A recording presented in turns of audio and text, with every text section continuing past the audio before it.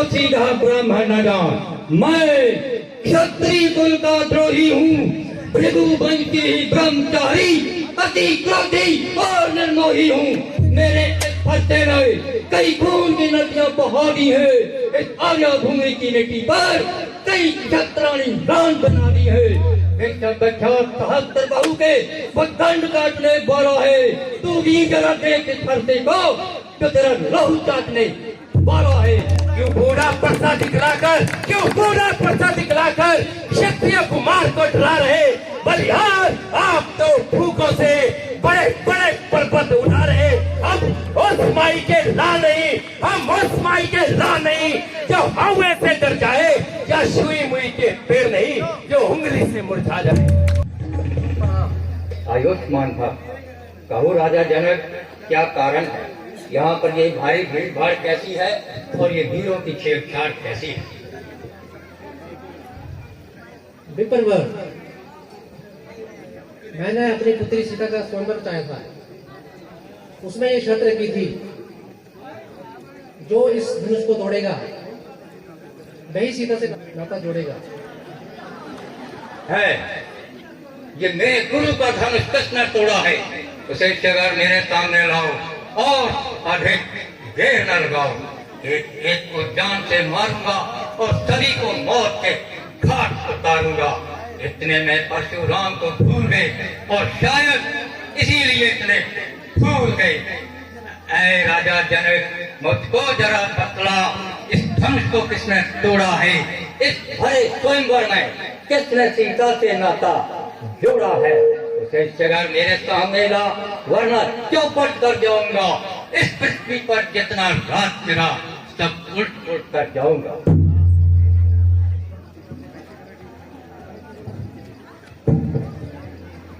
हे विप्रवर, शिव धनुष को तोड़ने वाला भी, शिव धनुष को तोड़ने वाला भी कोई शिव का प्यारा ही होगा। जिसने ऐसा अपराध किया वह दास तुम्हारा ही होगा। जो कृपा पात्र हो गुरुओं का, जो कृपा पात्र हो गुरुओं का, वह किस बात से डरता है? जिस पर कृपा हो ब्राह्मणों की, ये काम वही कर सकता है। लेने आया हूँ मैं परीक्षा, लेने आया हूँ मैं परीक्षा, करने आया हूँ मैं इत्मीनान, चाहे इसके लिए मुझे करना पड़े युद्ध। कैसी लोगे परीक्षा, कैसी लोगे परीक्षा और कैसा करोगे इत्मीनान? प्रमाण के लिए पड़ी हुई है ये टूटी हुई कमान। सुनिए विप्रवर, हम एक ही मंजिल के राही हैं, हम एक ही मंजिल के राही हैं। इन दुनिया वालों को मत बतलाओ, इस राज को राज ही रहने दो, तुम लीला अपनी करते जाओ।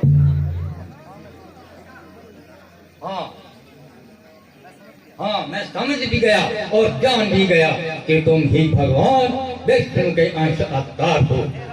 हे राम बना है अगवा तू, हे राम बना है अगवा तू इस क्षत्रिय दल की गाड़ी में, इसलिए वह मिसल याद आई कि तिनका है चोर की गाड़ी में।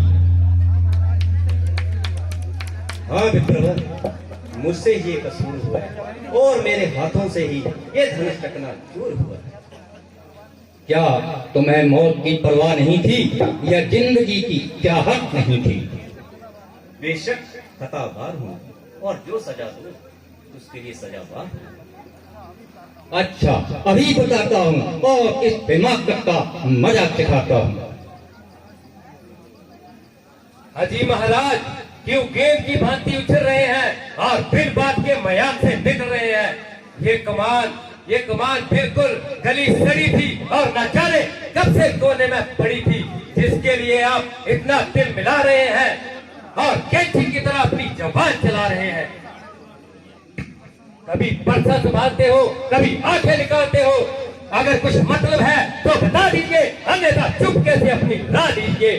भाई ने मीठे वचन कहे, भाई ने मीठे वचन कहे तो क्रोध और चढ़ाया है। सबसे पहले बोल उठे तो चोरों ने ठहराया है। अच्छा अपराधी हम ही सही, हम ही ने धनुष को तोड़ा है। जो कुछ करना है करे आप, ये शहर हम ही ने जोड़ा है। ओ राजा के लड़के, ओ राजा के लड़के, तू मुंह को नहीं संभाल रहा, मुझ जैसे क्रोधी के आगे आंखें लाल नहीं कर रहा। अरे वो शोक के समझता क्यों चढ़ करता है, शायद मेरे चेहरों का जब तक नहीं गुजरता है। बड़े बड़े बहादुर मेरे नाम की दुहाई देते हैं और सामने से भागते दिखाई देते हैं, परंतु बालक जानकर कुछ बैठकर पकाता हूँ, इसलिए मैं अपना शस्त्र नहीं चलाता हूँ। मगर बकरे की माँ कब तक खैर मनाएगी, आखिर तेरी जान मेरे हाथ से जाएगी। क्यों बच्चे से नाहक लड़ाई करो, ब्राह्मण हो कुछ तो समाई करो। ये बच्चा नहीं, ये बच्चा नहीं, जहर की बेल है, समझ रखा इसने मुझे खेल है। किया है गुनाह, किया है गुनाह, मैं गुनहगार हूँ, सजा दो मुझे, मैं सजावार। ये करता है खुद मौत की जुस्तजू, ये करता है खुद मौत की जुस्तजू, जरा कर इसको मेरे रूबरू। तो लक्ष्मण भी कोई तमाशा नहीं, जो डालोगे मुंह में बताशा नहीं। जा तुझे अभी बताता हूँ और मजा करकशी काट दिखाता हूँ। ऐसी गिरे सी धमकियां किसी और को दिखाओ, और ये फीके मजे हैं किसी और को सिखाओ। शराफत तेरी साफ बतला रही है, शराफत तेरी साफ बतला रही है कि मौत तेरी सर पे मंडला रही है। महाराज लक्ष्मण तो नादान है, आज भी आपको खाम खाक हुआ पकवान है। देखो वह सिद्धांत दिखला रहा है और शरारतें अभी पेश आ रहा है। वह कहने से मेरे नर्म हो गया, आपको तो खाम खा उस पर भ्रम हो गया। वाह खूब, इसी का नाम नरमी है। वह मुझे बातों बातों में उड़ा रहा है और मेरी ही नकलें करके मुझे और चिढ़ा रहा है। सामने से चला जा, कच्चे को चबा जाऊंगा। तू मुझे मत दिखाई दे, बल्कि भलाई इसी में है कि तेरी आवाज भी मुझे सुनाई ना दे। कानों में उंगलियां दे लो, आपके लिए चारों तरफ सुनसान है। तू बड़ा शरीर है, आदमियों की तरह बात कर, मेरे हाथ में तीर है। अरे वो बदजवान बेबाक शैतान, अभी देखता हूँ मैं तेरा तीर कमान। महाराज आप इसकी बातों पे ना जाइए, जरा गुस्से को जब्त फरमाइए और मेरे साथ कलाम कीजिए। बस भाई साहब, अब सहने की अवधि हो चुकी और लक्ष्मण के कानों को ऐसी बातें सुनने की आदत हरगिज रही। आपने कहता ही महाराज महाराज करके इनका हौसला इस कदर बढ़ा दिया और मामूली सा दिमाग आसमान पर चढ़ा दिया। अब मुझे अवश्य अपनी तलवार संभालनी होगी और इनकी ये हवा दिमाग से निकालनी होगी। आप बड़ी खुशी से अपने शस्त्र संभालिए और अपने दिल के अरमान निकालिए, मगर एक बात मेरी गौर से सुनिए। श्रीमान तपस्वी ब्राह्मण है, श्रीमान तपस्वी ब्राह्मण है, इसलिए मुझे आपसे कहना है, ब्राह्मणों का भूषण क्रोध नहीं जो महाराज ने पहना है, ये भूषण है, ये भूषण है क्षत्रियों का जो पहना जाता है रण में। अपराध क्षमा हो महाराज, शांति चाहिए ब्राह्मण में। अरे बालक, मुझको सीधा ब्राह्मण न जान, मैं क्षत्रिय कुल का द्रोही हूँ, भृगुवंशी ही ब्रह्मचारी, अति क्रोधी और निर्मोही हूँ। मेरे इस फटे में कई खून की नदियां बहा दी है, इस आर्या भूमि की मिट्टी पर कई क्षत्राणी दान बना दी है। सहस्त्र बाहु के दंड काटने वाला है, तू भी जरा देख इस फरसे को तो तेरा लहू चाटने वाला है। अरे कमबख्त, तेरे सर ने ये क्या हवा समाई है? मालूम होता है कि तेरी मौत ही तुझे मेरे सामने लाई है।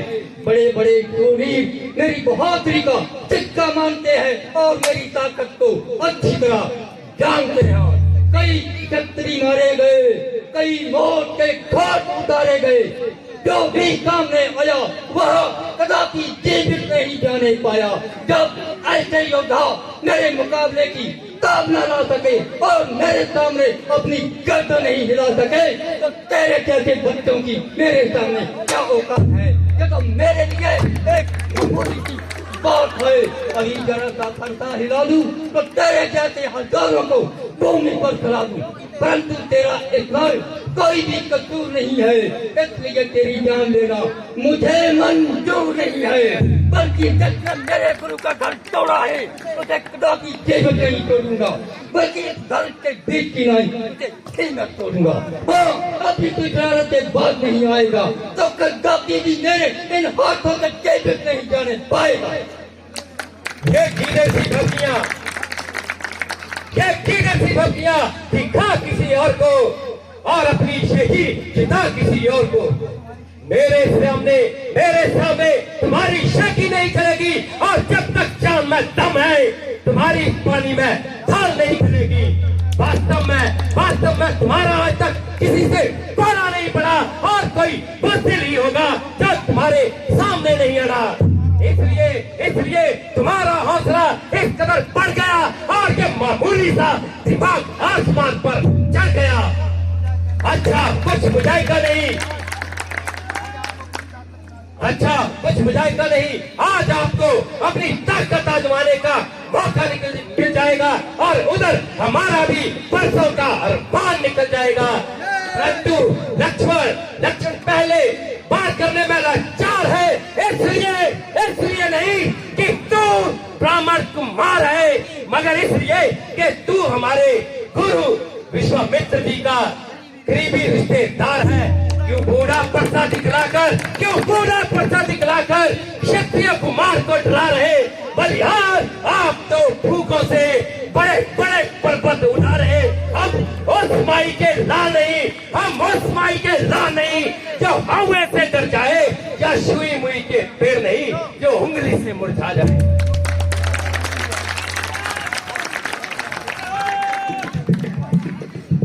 जो पिता के ऋण से उगली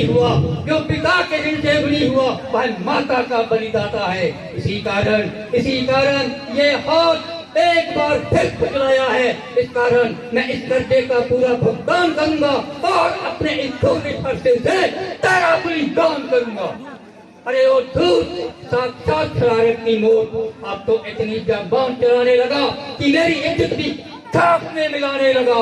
वही बात हुई कि राज्य की जब गुफ्तगू होने लगी, आपसे तुम और तुम से तू होने लगी।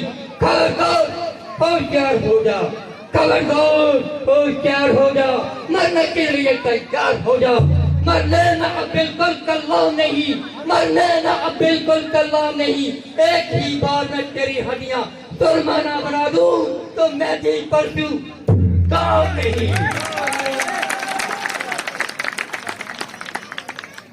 हे विप्रवर, जब आपको स्वयं ही इसके कसूरवार होने में इनकार है तो आपकी इससे फिजूल की तकरार है। तो मेरे क्या इख्तियार है, ये खुद ही मौत का तलबगार है। लक्ष्मण, तुम इन्हें अधिक न सताओ और जरा इधर आओ। हे विप्रवर, जरा गुस्से को थाम लीजिए और मेरे साथ कलाम कीजिए। पहले इसको मेरी आंखों के सामने से दूर कर दो और फौरन यहाँ से कबूल कर दो। इसका इलाज तो मैं पहले ही बता चुका हूँ। देखो, दर बोलता है और ना ही रस में विष बोलता है। अरे वो दूध पीने वाले बच्चे, अरे वो दूध मुँहे बच्चे, बड़ों से हंसी छोड़, अन्यथा रुलाएगा ये फरसा, कर देगा तेरे ये दांत खट्टे, सवाद चखाएगा ये फरसा। अभी तू बच्चा है, बच्चा ही रहे, क्यों मेरे मुंह लगता है? मुझे सैकड़ों जी के आगे क्यों लड़कपन करता है? महाराज, हम बच्चे हैं और बच्चे ही लड़कपन करते हैं, पर आपको ये शोभा नहीं देता, क्यों बच्चों के मुंह लगते हैं। भगवान, बच्चों की बातों का विद्वान का बुरा मानते हैं। बच्चों के मुंह में गंगा है, वे अनुचित वाणी कह डालते हैं। ब्राह्मण की भांति आते तो सह लेता अपनी लाते भी, वीरों का वेश देखकर किसने नहीं पाते। जो आप दंड देना चाहे उसका अधिकारी मैं हूँ। ये सब प्रकार से निर्दोष है, सच्चा अपराधी मैं हूँ। क्या वास्तव में ये तुम्हारा है? बेशक, आप जो भी दंड दें मुझे मंजूर है। मुझे ये संदेह है कि ये धनुष तुम्ही ने तोड़ा है। तो आपने मेरे बल को कब आजमाया? तो लीजिए, इस धनुष का चिल्ला चढ़ाकर का मान कीजिए और मेरा इत्मीनान कीजिए।